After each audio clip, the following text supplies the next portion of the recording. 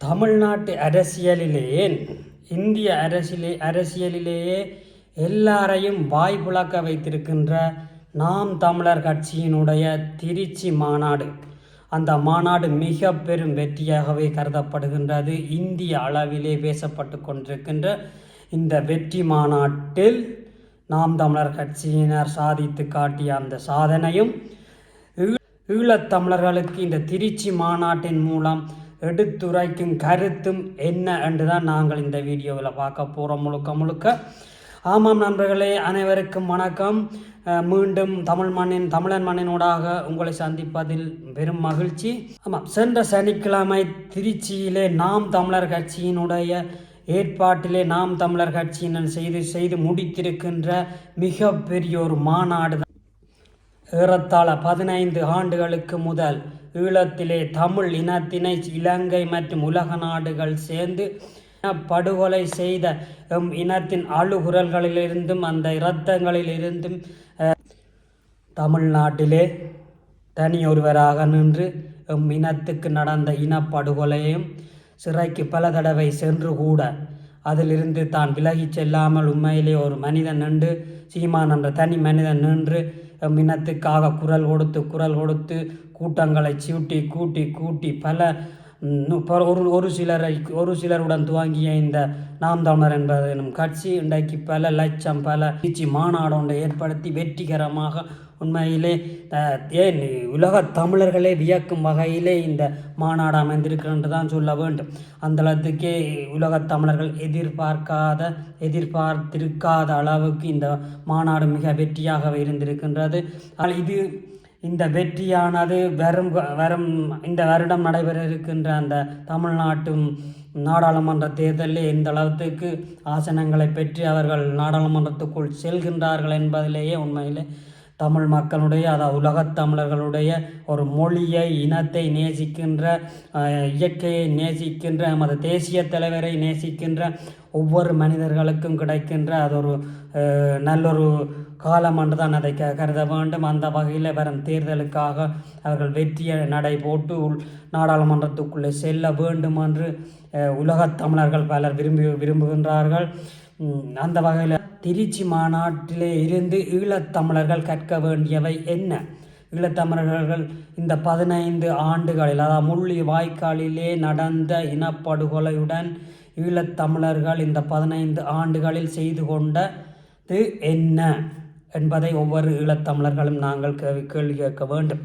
என்னென்னு சொன்னால், மேலே 15 ஆண்டுகளுக்கு முதல் விடுதலை புலிகள் இருந்த காலத்திலேயே கூட்டமைப்பான்னு சொல்லி கொண்டு ஏறத்தாழ 21-22 ஆசனங்களுடன் பாராளுமன்றத்திலே இருந்த அந்த கூட்டமைப்பினை ஒரு சில தனிநபர்கள் உள்ளுக்க வந்து எல்லாத்தையும் இன்று 15 ஆண்டுகளில் உடைத்து அந்த கூட்டமைப்பை என்பதை உடைத்து ஒன்றுமில்லாமல் எல்லாத்தையுமே தனித்தனியாக ஆக்கிவிட்டு சென்று இன்றைக்கு அவர்களுடைய அந்த கட்சி கூட இல்லாத அளவுக்கு செல்லும் அளவுக்கு அது நடந்து கொண்டிருக்கின்றது ஈழத்தமிழர்கள் மத்தியிலே. ஈழத்திலே அது புலம்பெயர் தேசத்திலே நாங்கள் அதை எடுத்துக்கொண்டேமே என்று சொன்னால், புலம்பெயர் தேசத்திலே இந்த 15 ஆண்டுகளில் என்ன செய்தோம்?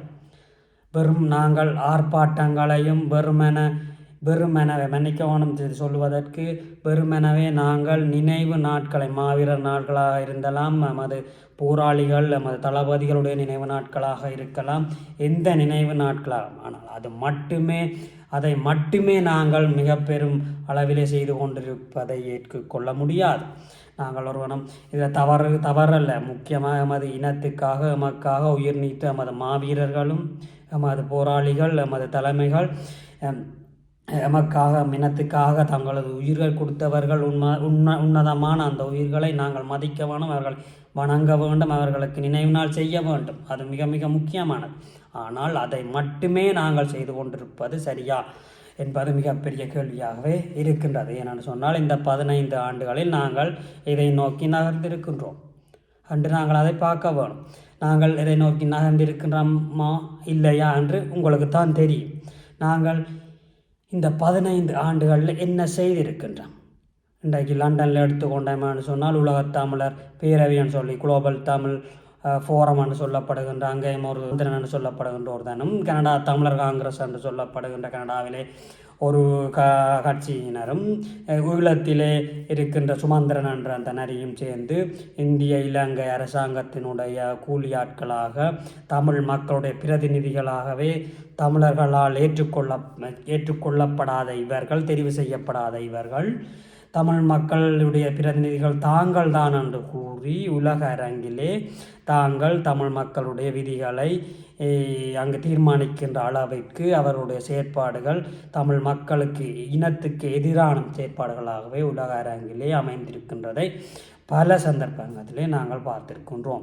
குறிப்பாக ஜெனீவாவிலே சுமந்திரன் வந்து தமிழ் இனத்துக்கு அங்கே ஒரு போர்க்குற்றம் நடக்கவில்லை, போர்க்குற்ற விசாரணை ஒன்றும் தேவையில்லை, சர்வதேச விசாரணை தேவையில்லை என்று சொன்னதும் ஈழத்திலே கூட்டமைப்பாக இருந்த பெரிய ஒரு தமிழ இனத்தினுடைய ஒரு பிரதிநிதித்துவத்தை அடியோடு இந்த 15 ஆண்டுகளை உடைத்து சுக்குநூறாக்கினதும், லண்டனிலே இருக்கின்ற இந்த உலகத் தமிழர் பேரவை என்று சொல்லப்படுகின்ற அந்த அமைப்பும் கனடா தமிழர் காங்கிரஸ் என்று சொல்லப்படுகின்ற அமைப்புகள் சேர்ந்து தாங்கள் தமிழ் இனத்தினுடைய பிரதிநிதிகள் என்று சொல்லி இமாலய பிரகடனம் என்று சொல்லப்பட்டு ஒன்றை கூறிக்கொண்டு ஒன்றுமே இல்லாத உப்பு சப்பில்லாத ஒன்றை கொண்டு இலங்கை அரசுடன் செய்து கொண்ட அந்த ஒரு ஒப்பந்தமும் இவ்வாறான நரித்தனத்தை கொண்ட இந்த சில தனிநபர்களால் எமது இனத்துக்கான விடுதலையும் எமது இனத்துக்கான எந்தவித நகருமே இல்லாத இந்த 15 ஆண்டு காலமும் தமிழ்நாட்டில் நாங்கள் எடுத்துக்கொண்டோமே என்று சொன்னால் எங்களுடைய தேசிய தலைவரையும் எங்களுடைய போராட்டத்தையும் எங்களுடைய போராளிகளுடையும் அந்த கொண்டு ஒவ்வொரு நொடியும் ஒவ்வொரு நாளும் தெருவாக கத்தி கூவாண்டு மேடைகள் போட்டு கதைத்து அந்த இனத்தை ஒரு கட்டுக்கோப்புக்குள்ளே கொண்டு வந்திருக்கின்ற அந்த நாம் தமிழர் கட்சியினரும் எந்த அளவுக்கு வித்தியாசமான பாதையிலே நாங்கள் இந்த 15 ஆண்டுகளை சென்று கொண்டிருக்கின்றோம் என்று உண்மையிலே ஒவ்வொரு ஈழத்தமிழர்களும் பார்க்க வேண்டும். அதே நேரம் ஒவ்வொரு உலகத்தமிழர்களும் நாங்கள் கவனிக்க வேண்டும். ஏன் இதை பார்க்கணும்னா இந்த 15 ஆண்டுகளில் ஈழத்தமிழினம் எந்த அளவுக்கு போயிருக்கின்றது, மேலே இந்த அளவுக்கு கீழே வந்திருக்கின்றது தான் பார்க்கணும். எங்களுக்கு கண்ட ஒரு தலைமை இல்லாத காரணத்தினால் அங்கங்கே இருக்கின்ற தனிநபர்கள் தாங்கள் தான் தலைமைகள் என்று சொல்லப்பட்டு தாங்கள் நினைத்ததை மட்டுமே எந்த விதமான மக்களுடனோ எந்த விதமான ஒரு இனத்தலைவர்களுடனோ கதைக்காமல் தாங்களாகவே தனிப்பட்ட முடிவுகளை எடுத்து தமிழ் மக்களுடைய கருத்துக்களாக உலக அரங்கிலே தமிழ் மக்களுக்கு எதிரான அந்த நிலைப்பாட்டுக்களை உலக அரங்கிலே பறைசாற்றி கொண்டு தெரிகின்ற இந்த நடவடிக்கைகள் எந்த அளவு தூரம் போக போன்றதை நாங்கள் பார்க்க வேண்டும்.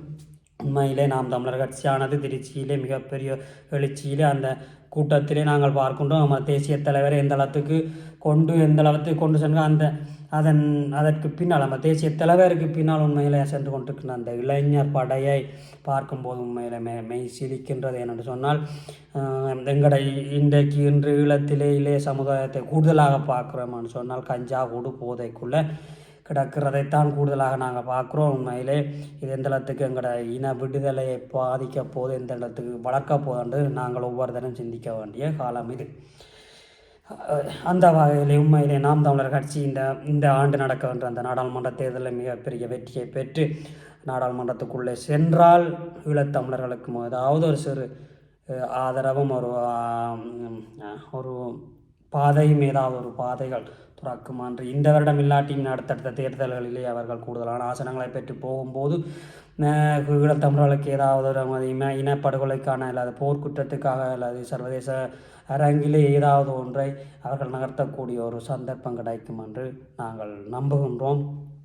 புலத்திலே பார்த்தோம்னு சொன்னால் சில பேர் கதைக்கும் போது எல்லாரும் இல்லை, சில பேர் கதைக்கும் போது சொல்லுவீங்கன்னா நாம் தமிழர் கட்சியானது புலம்பெயர் தேசத்தில் இருக்கிற மக்களிடையே இருக்கின்ற பணத்தையும் இந்த புலம்பெயர் தேசத்தின் இருக்கின்ற ஈழத்தமிழர்களுடைய அதாவது ஈழத்தமிழருடைய இலக்குகளான தனிநாட்டுக்கான தனிநாட்டுக்கான அந்த கோரிக்கையை மங்கும் வகையிலே தான் நாம் தமிழர் கட்சியின் சீமான் அவர்கள் செயற்படுவதாக குற்றங்கள் சுமத்துகின்ற ஒரு சிலர் இப்பொழுது அம்மேலே அந்த திருச்சி மாநாட்டிலே நாங்கள் பார்க்கின்றோம். எத்தனை இளைஞர்கள் 30-35 வயசு மதிக்கத்தக்க இளைஞர்கள், பெண்கள் தலைவர் மீதும் அந்த தேசியம் மீதும் நமது மொழி மீதும் நமது இனம் மீதும் எந்தளத்துக்கு அவர்கள்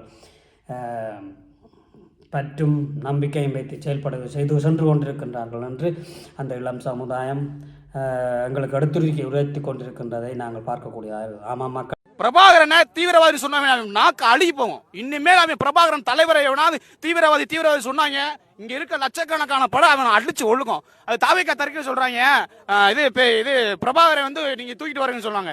22 உலக வல்லரசு நாடுகளை எதிர்த்து தண்டை ஓட்டவர் என் தலைமை. 25,000 படைகளோடு அங்கே இருக்க நீ அக்கா இசைப்பிரியா அப்படின்னு எத்தனையோ பேர் 25,000 பேர் களத்தில் நின்று வருகிறாங்க. 1,75,000 பேரோட ஆன்மா அண்ணன் சீமான வழி நடத்திக்கிட்டு இருக்கு. 2026 234 சட்டமன்ற தொகுதியில் 117 ஆண்கள் 117 பெண்கள். உலகத்திலே திருநங்கைக்கு வேட்பாளர் யாரையா கொடுத்தா? அன்னை சீமான் தான் கொடுத்தாரு. திருநங்கையும் ஒரு இது பாலிதானப்பா, அவரையும் இது நம்ம வேட்பாளர் நிறுத்தி அவங்களுக்கு ஒரு இது கொடுப்போம்னு வேட்பாளர் நிறுத்தி கொடுத்துருக்காரு. இதெல்லாம் யாரையா பாப்பா? இன்னைக்கு தமிழன ஒருத்த அடிச்சானா அவனு கேட்கிற நாதியே கிடையாது. சீமான் மட்டும்தான். தூய்மை பணியா பிரச்சனையா இருக்கட்டும், ஜல்லிக்கட்டு பிரச்சனையா இருக்கட்டும், கதிராமங்கல இதிலிருந்து நாங்கள் பார்க்க வேண்டியது உண்மையிலே 15 வருடங்களை நாங்கள் என்ன செய்து கொண்டிருக்கிறோம், இனியும் என்ன செய்ய போகின்றோம் என்று ஒவ்வொரு ஈழத்தமிழர்களும் நாங்கள் சிந்திக்க வேண்டிய நேரமாகவே இதுவும் இருக்கின்றது. அந்த வகையிலே நாம் தமிழ் கட்சியினுடைய இந்த அடுத்த கட்ட பாய்ச்சல் என்பது மிக பெரிதாக இருக்கும். அவர்கள் நல்ல பல ஆசனங்களை பெற்று நாடாளுமன்றத்துக்கு செல்ல வேண்டும் என்று அவர்கள் அடுத்த தேர்தல் வரை நாங்கள் அதை உன்னிப்பாக கவனிப்போம். அந்த வகையிலே அனைவருக்கும் நன்றி. மீண்டும் ஒரு சந்தர்ப்பத்தில் சந்திக்கும் வரை நன்றி, வணக்கம்.